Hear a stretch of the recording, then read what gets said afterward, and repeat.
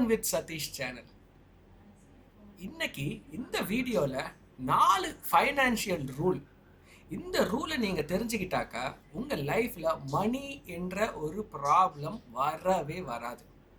இன்னைக்கு லைஃப்பில் பார்த்தீங்கன்னாக்கா 65% of the problem because of money or money related. 65%ன்றது ஒரு ஹையஸ்ட் நம்பர் பர்சன்டேஜ். எதுக்காக வருதுன்னாக்கா மணியை எப்படி ஹேண்டில் பண்ணுறதுன்னு தெரியல. அது ஸ்கூலில் கற்றுக் கொடுக்கல, காலேஜில் கற்றுக் கொடுக்கல, எங்கேயுமே நம்மளும் கற்றுக்கல, ஃபேமிலியிலையும் நம்ம அதை டிஸ்கஸ் பண்ணுறது இல்லை. ஸோ இந்த ஒரு 4 ரூலை நீங்கள் ஃபாலோ பண்ணுங்கள். கண்டிப்பாக இந்த ஒரு மணி ரிலேட்டட் விஷயங்கள் நீங்கள் பெட்டராக ஹேண்டில் பண்ண. ஸோ முதல் ஃபைனான்ஷியல் ரூல் என்னன்னு பார்த்தீங்கன்னாக்கா இஎம்ஐ சம்மந்தப்பட்டது. நீங்கள் ஒரு சேலரிட் பர்சன் ஒரு 1 or 2 இயர்ஸ் ஒர்க் பண்ணுறீங்கன்னாக்கா உங்கள் பேரண்ட்ஸ் உங்ககிட்ட வந்து கேட்கக்கூடிய கேள்வி அதான் கை நிறைய சம்பாதிக்கிறிய, எப்போ ஒரு வீடு வாங்க போகிறேன்னு. ஏன்னா வீடுன்றது பார்த்தீங்கன்னாக்கா இது ஒரு பெரிய எமோஷ்னல் ட்ரீம். எல்லாருக்குமே சொந்தமாக ஒரு வீடு வாங்கிடணும். சொந்தமாக ஒரு வீடு இருந்தாலுமே பார்த்தீங்கன்னாக்கா நீங்கள் வேலைக்கு போய் ஆரம்பிச்சது நம்ம சம்பாத்தியத்தில் நம்ம ஒரு வீடு வாங்கிடணும். ஒரு இன்வெஸ்ட்மெண்ட் அப்படின்னு பார்த்தீங்கன்னாக்கா எல்லாருமே இன்னைக்கு நிறைய யங்ஸ்டர்ஸ் என்ன பண்ணுறாங்க, வீட்டின் பேரில் இன்வெஸ்ட் பண்ணுறாங்க. ஆனால் கொஞ்சம் யோசிச்சு பாருங்க எப்படி அவங்க அதை வாங்குறாங்கன்னு. ஒரு 50 லட்சம் ரூபாய் ஒரு வீடுன்னு வச்சுக்கோங்க. என்ன பண்ணுறாங்கன்னாக்கா பேங்க்கே என்ன பண்ணுறாங்க, உங்களுக்கு ஒரு 80% வரைக்கும் லோன் கொடுத்துட்றாங்க. மிச்சம் என்ன பண்ணுறாங்க, அந்த 20% கூட கையில் காசு இருக்க மாட்டேங்குது. அம்மா அப்பா என்ன சொல்கிறாங்க, ஓகேப்பா நம்ம வீட்டில் தான் தங்கம் இருக்கே, இந்த தங்கத்தை எடுத்துகிட்டு போயிட்டு நம்ம அடகு வச்சு அதில் வந்து ஒரு 10 லட்சம் வந்துடுது, நம்ம என்ன பண்ணலாம், நம்ம அதில் அந்த ஒரு டவுன் பேமெண்ட்டை கட்டிடலாம், நம்ம மிச்சத்தை என்ன பண்ணலாம் இஎம்ஐயில் நம்ம வந்து மேனேஜ் பண்ணிக்கலாம். இப்படி தான் இன்றைக்கி ஒரு வீடு வாங்குறாங்கனாக்கா 100%மே என்ன பண்ணுறாங்கனாக்கா மக்கள் லோனில் வாங்குறாங்க. நல்லா புரிஞ்சுக்குங்க, இஎம்ஐ உங்களோட சேலரியில் 40% தாண்டக்கூடாது. இஎம்ஐன்றது 40% வரைக்கும் தான் நீங்கள் ஒரு இஎம்ஐயை பே பண்ணலாம். உங்கள் சேலரி 50,000 அப்படி 40% 50,000ல் 20,000ங்க. 20,000க்கு மேலே நீங்கள் லோனோட இஎம்ஐயை பே பண்ணக்கூடாது. அது car loan, personal loan, housing loan, எல்லா லோனையும் சேர்த்தே இஎம்ஐனா 40% தான் பே பண்ணணும். தயவு செஞ்சு வீடை வாங்குற இல்லை வேறு ஏதாவது ஒரு லோனுன்னு சொல்லிட்டு நிறைய லோன்ஸை ஆட் பண்ணிக்கிட்டே போகாதீங்க உங்கள் வாழ்க்கையில்.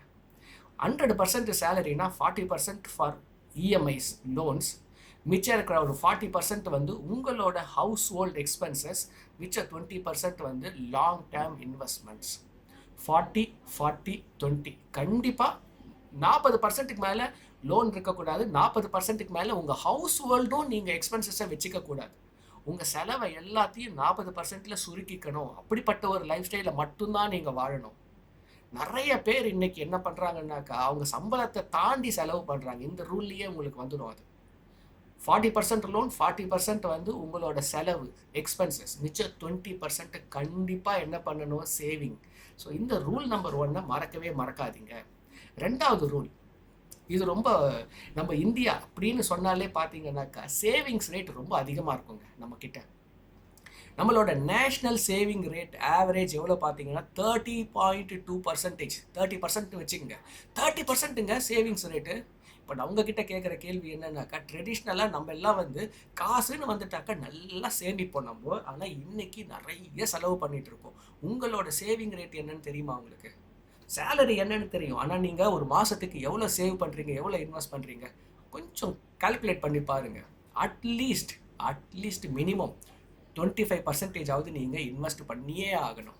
எதனாலன்னா ஆவரேஜ் சேவிங் ரேட்டே 30 இருக்கும்போது நீங்கள் 25 கூட பண்ணலைன்னா உங்களோட லாங் டேர்ம் நீட்ஸை நீங்கள் கண்டிப்பாக உங்களால் மேனேஜ் பண்ண முடியாது. இன்றைக்கி எல்லாருமே பார்த்தீங்கன்னாக்கா ஏர்லி ரிட்டையர்மெண்ட், பெரிய கார்பஸ் வேணும். எல்லாருக்குமே பார்த்தீங்கன்னா ஸ்ட்ரெஸ் டு ஒர்க்கு. சீக்கிரமாக 45 வயசுக்கு மேலே பார்த்தீங்கன்னாக்கா யாருமே இன்றைக்கி ஒர்க் பண்ணணுன்ற ஒரு ஆசையே இருக்க மாட்டேங்குது. எதனாலனாக்கா people are getting exhausted, burnt out. முன்னாடியெல்லாம் 60 வயசு வரைக்கும் சந்தோஷமாக வேலை செஞ்சாங்க. ஆனால் ஒரு நாளைக்கு 8 இல்லை 9 மணி நேரம் மட்டும்தான் வேலை செஞ்சாங்க. இன்றைக்கி பார்த்தீங்கன்னா 12 மணி நேரம் வேலை செய்கிறாங்க. ஸோ அப்படி நீங்கள் கஷ்டப்பட்டு வேலை செய்கிறீங்கன்னா நல்ல அமௌண்ட், ஒரு 25% சேர்த்து வைங்க. அண்ட் தென் அதில் ஒரு பெரிய கார்பஸை இன்வெஸ்ட் பண்ணும்போது உங்களுக்கு வந்துடும். So rule number 2, 25% of saving is must. Rule number 3, இது ஒரு இன்ட்ரெஸ்டிங் ரூலுங்க. இது நம்ம வாழ்க்கையை பார்த்தீங்கன்னாக்கா நம்ம அம்மா அப்பாலாம் எப்படி வாழ்ந்துருப்பாங்கனாக்கா எல்லாமே வந்து அவங்களுக்கு ஃபேமிலி தான். சன்னோட எஜுகேஷன், டாட்டரோட மேரேஜ், குடும்பத்துக்கான ஒரு வெக்கேஷன், எல்லாமே பார்த்தீங்கன்னாக்கா அவங்க வாழ்க்கை ஃபுல்லாக சாக்ரிஃபைஸ் தான் பண்ணியிருப்பாங்க. அதனால தான் இந்தியாவில் பார்த்தீங்கன்னா 60%க்கும் மேலே பீப்புள் வந்து ரிட்டையரே ஆகிறது இல்லைங்க. ரிட்டையர்மெண்ட்டை தாண்டியும் அவங்க ஒர்க் பண்ணிட்டு இருக்காங்கனாக்கா அவங்க அவங்களுக்காக சேர்த்து வச்சுக்கிறதே கிடையாது. இங்கிலீஷில் என்ன சொல்லுவாங்கன்னா, பே யுவர் செல்ஃப் ஃபர்ஸ்ட் அப்படின்வாங்க. நீங்கள் சேலரி வந்த 5வது நாளுக்குள்ளே உங்களோட 25% நீங்கள் இன்வெஸ்ட் பண்ணியே ஆகணும். அதுக்கு ஒரு டைம் ஃப்ரேம் இருக்குது. உங்களோட செலவே சேமிப்பாக இருக்கணும், இன்வெஸ்ட்மெண்ட்டாக இருக்கணும். பே யுவர் செல்ஃப் ஃபர்ஸ்ட். 5 நாளைக்குள்ளே நீங்கள் சேலரி வந்து 1ஆம் தேதி வருதா, 5ஆம் தேதிக்குள்ளே அந்த 25% என்ன பண்ணிவிடுங்க, ஒரு மியூச்சுவல் ஃபண்ட் எஸ்ஐபியோ இல்லை ஒரு இன்வெஸ்ட்மெண்ட்டுக்கு கண்ணை மூடிட்டு போட்டுடுங்க. ஒரு எஸ்ஐபியை செட் பண்ணிவிடுங்க, அடுத்த வேலையை அப்புறமா பாருங்கள். ஸோ இதுதான் ரூல் நம்பர் 3. 5 டேஸ்க்குள்ளே நீங்கள் என்ன பண்ணணும், உங்களோட இன்வெஸ்ட்மெண்ட்டை ஸ்டார்ட் பண்ணணும். லாங் டேர்ம் வெல்த் கிரியேஷனுக்கு ரொம்பவுமே important. 3rd rule. 4th rule என்னோட ஃபேவரேட் ரூலுங்க. இன்னைக்கு பார்த்தீங்கன்னாக்கா இந்த சொசைட்டியில் ஒரு பெரிய கில்லர் அப்படின்னு சொல்லக்கூடியது எதுன்னு பார்த்தீங்கன்னா இன்ஃப்ளேஷன், பணவீக்கம். இன்னைக்கு நீங்கள் ஒரு அரிசி மூட்டை வாங்குறீங்க, அதோட விலை வந்து 1000 ரூபான்னு வச்சுக்கோங்க. நெக்ஸ்ட் இயர் போய் வாங்கினீங்கன்னா அடுத்த வருஷம் 1100 ஆயிடுங்க. 1000 ரூபாவாக இருக்காது.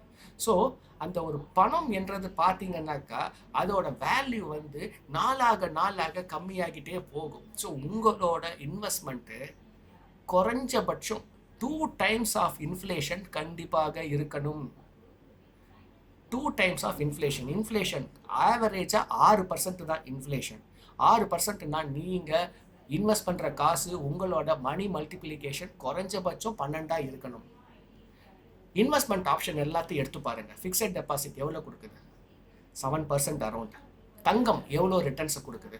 லாஸ்ட் ஒரு 20 இயர்ஸ் சார்ட் எடுத்து பாருங்கள். 20 இயர்ஸ் பாஸ்ட் பெர்ஃபார்மன்ஸ் எடுத்து பாருங்கள், 8%. ஸோ வேறு investment option, life insurance, traditional life insurance என்ன ரிட்டர்ன்ஸை கொடுத்துருக்கு எடுத்து பாருங்கள். ட்ரெடிஷ்னல் லைஃப் இன்சூரன்ஸாக இருந்தால் 7%, 8% மேக்ஸிமம் அது. ஸோ நீங்கள் வந்து எந்த ப்ராடக்ட்டு உங்களுக்கு ஹையஸ்ட் ரிட்டர்ன் கொடுக்குது, சேஃபாகவும் இருக்கணும், இன்ஃப்ளேஷனை தாண்டி 2 டைம்ஸாகவும் இருக்கணும். அது ஈக்விட்டியோட long term interest average return பார்த்தீங்கன்னா 12%ங்க. So mutual fund SIP best option. இன்ஃப்ளேஷனை தாண்டி 2 டைம்ஸ் உங்களுக்கு ரிட்டர்ன்ஸ் வேணும்னா மியூச்சுவல் ஃபண்டு மாதிரியான ஒரு ப்ராடக்டை சூஸ் பண்ணுங்கள். இப்படி இந்த 4 ரூலை நீங்கள் ஃபாலோ பண்ணிங்கன்னாக்கா உங்களோட பர்சனல் ஃபினான்ஸ், மணி மேனேஜ்மெண்ட், மணி மல்டிப்ளிகேஷன் ஆக்சிலரேட்டடாகவும் இருக்கும், சேஃபாகவும் இருக்கும். உங்களுக்கு மியூச்சுவல் ஃபண்டை பற்றி இல்லை ஈக்விட்டி இன்வெஸ்டிங் பற்றி இல்லைனா பர்சனல் ஃபினான்ஸை பற்றி ஏதாவது குவரி இருந்துச்சுன்னா இந்த நம்பருக்கு ஃபோன் பண்ணுங்கள். We will be happy to assist you, help you. So இந்த வீடியோவில் ஏதோ ஒரு புது விஷயம் கற்றுக்கிட்டீங்கன்னு ஃபீல் பண்ணுறீங்கன்னா லைக் பட்டனை கிளிக் பண்ணுங்கள். நீங்கள் உங்களோட ஃபேவரேட் இந்த 4 ரூலில் எந்த ரூல் உங்களுக்கு பிடிச்சிருக்குன்றதை கமெண்ட் பண்ணுங்கள். I will be happy to see your comments. Stay tuned to this சேனலுங்க. சப்ஸ்கிரைப் பண்ணுங்கள். ஒரு வீடியோவில் ஒரு இன்ட்ரெஸ்டிங் இன்ஃபர்மேஷனோட மீட் பண்ணுறேன். நிறைய videos mutual fund, equity investing, personal ஃபினான்ஸை பற்றி வந்துக்கிட்டே இருக்கும். Stay tuned.